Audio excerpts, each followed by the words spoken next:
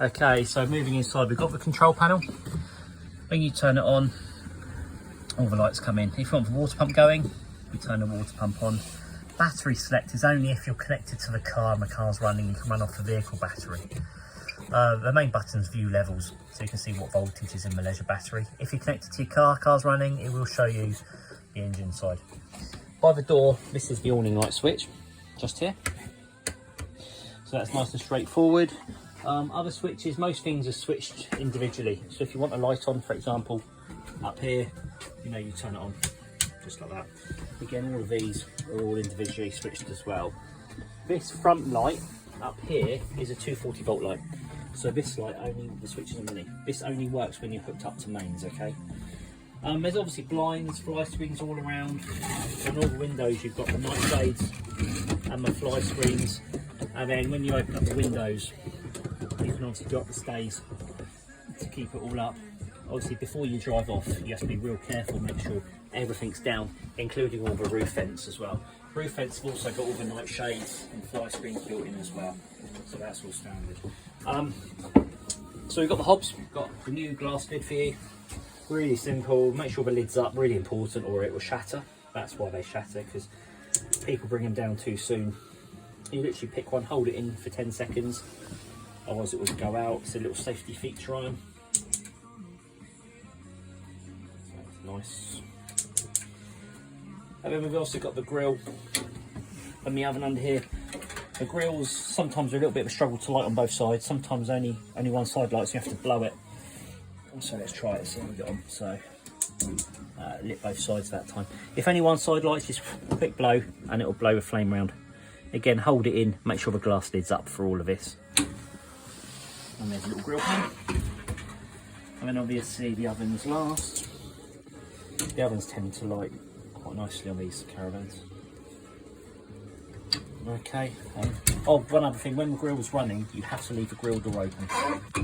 Okay, and then I always leave this up for a good 5 minutes afterwards, just to wait for it to cool down. So that's how the hobs work. The fridge, really straightforward. You've got the main power button here. We've got the select, source select and temperature. So that's defaulted to gas. That's what we last used it on. It basically goes off, lights on its own, and job done. If you don't want it on gas, we can have a picture of plug for mains. Okay, and now obviously, if I flip this around, bear with me to show you. Okay, battery. It went to battery because it was on auto mode. So auto mode scrolls through. It goes battery first. It couldn't find battery because battery is from the car battery, don't forget. So it would never work off of the caravan battery, only the car. So because it can't find that, it then defaults to the next one, which is mains plug, because we're connected to the mains. If we weren't connected to the mains, it would then default over to gas. So some people just leave it on auto the whole time, and it does its best thing. And if we want to change the temperature, we literally just tap this one, and it changes it up.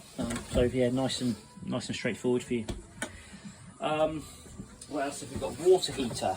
So obviously when the water's running, we've got the option on this one. We can run it on gas, or we can run it on 240 volt electric. Now I'm going to show you this one here because I'm right by it.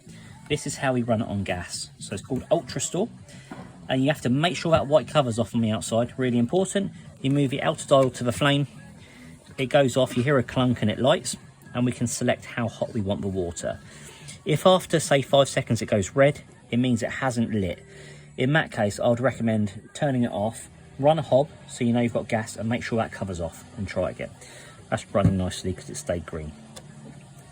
Now, if you're on mains hookup, you don't run it on gas. What we do, we open up this one and we turn it on here. Where it says water heater, we literally turn water heater on, and that basically starts activating the element in the boiler. You give it half hour and job done. Again, really important you turn it off when you're finished, because if you decide to drain that boiler off, because obviously this boiler does need draining, especially this time of year. And if you look under here, there's the yellow tab at the bottom. Let's just zoom into it. At the moment it's down. When you're not using it, you want to flick that yellow tab so it's sticking up in the air. In that position, it would drain off the boiler so it doesn't freeze. But again, when it's empty, you don't want that element running on 240 because it will just burn out. Now, apart from that, we've also got heating in here. Now, the heating runs on gas or electric, as do all the other appliances. To run the heating on electric, we have to turn space heater on, like so. That's the first stage. And then we move over to the space heater control panel, which is called Ultra Heat. And we can then select either 500, 1000 or 2000. So half a kilowatt, 1 kilowatt or 2 kilowatt. I'll leave it on 1 kilowatt. And that's our room thermostat here. And I don't even see it's gone green. I don't know if you can see that there. If it's not green, obviously make sure you're hooked up. And secondly, make sure the space heater's turned on here. Again, you have to give it 10 minutes to get hot. And that's it, simple as that. While I'm here, these are your 240 trips. So if your 240 is not working, make sure they're all up. And under this one are all your 12 volt fuses. And it tells you here what each fuse does. So if a load of lights stop working, it tells you fuse 7, front internal lights. So. Oh, the other one here is called charger. I always leave charger on, because what that means is as soon as I hook up to mains, it will start charging the battery. And it's got a reverse polarity light. Not really a problem in this country, but I know in France you do get reverse polarity if the campsite's wired up wrong. That means, just so you know, these blue boxes here are for the mover. Now, on that heater, if you're not on electric, you can run it on gas. This is the gas side here. It's currently off on 0. Simple to light. Turn it to number 4. I don't know if you can hear that. It starts clicking away. And what you do, you hold it in. When it stops clicking, it's lit. And then if you can see, I don't know if we can just see the flame. Quite tricky on the camera to get the angle. That's it. So again, we have to keep this held in for 10 seconds on the knob, let go, and it fires up. Now on gas or electric, the heat will come out here, out of these vents here.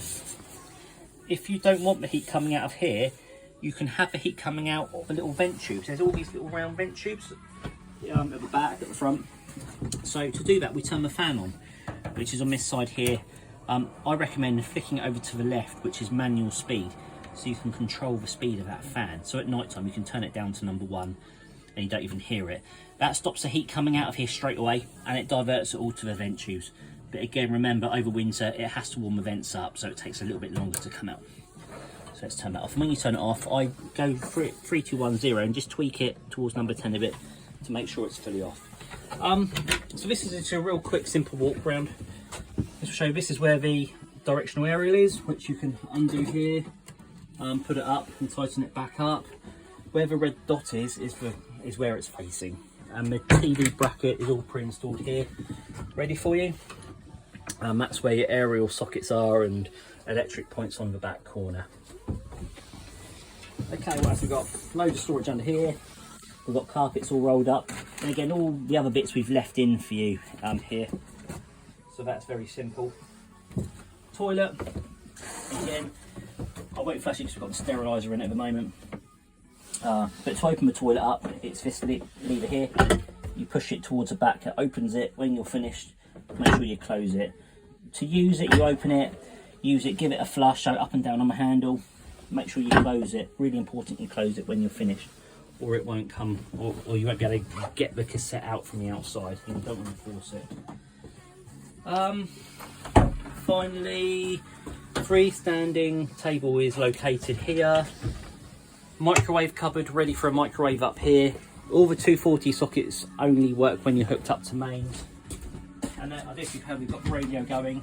It's in this cupboard here, which is nice.